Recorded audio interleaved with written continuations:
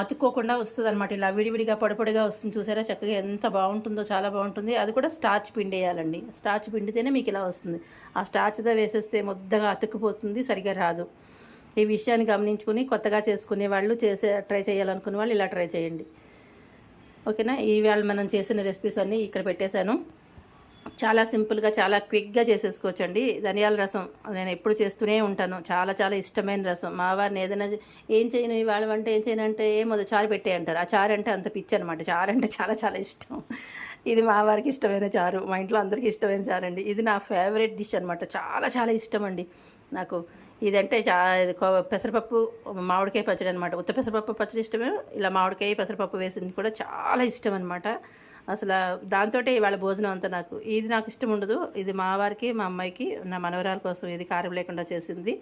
ఇది అందరికీ ఇష్టమైంది, ఇంటిల్లిపాదికి ఇష్టమైంది ఇది అనమాట. ఇది వాళ్ళిద్దరికీ